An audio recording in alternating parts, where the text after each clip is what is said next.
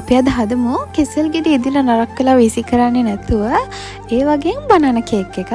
ඉතින් අපේ ගෙදරත් මෙන්න මේ විදියට කෙසෙල් ගෙඩි ගොඩාක් ඉදිලා වැඩි වෙලා තිබුණා. මම ඒක වයින් හොඳ තත්ත්වයේ තිබ්බ ගෙඩි 4ක් අරගෙන ගෑරුප්පකින් මෙන්න මේ වගේ හොඳටම පොඩි කරගත්තා.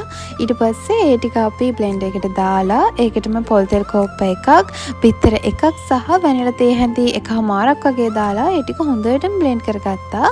ඊට පස්සේ බ්ලෙන්ඩ් කරගත්ත මිශ්‍රණයටම සීනි ග්‍රෑම් 100ක්, පාන් පිටි ග්‍රෑම් 120ක්, ඊට පස්සේ බේකින් පවුඩර් තේ හැඳි එකමාරක් වගේ, ඊට පස්සේ චොක්ලට් පවුඩර් තේ හැඳි 3ක් මේස හැඳි 3ක් වගේ දාලා මෙන්න මේ විදියට හැන්දකින් එකම පැත්තට මේ බැටර් එක හොඳට මික්ස් කරගන්න.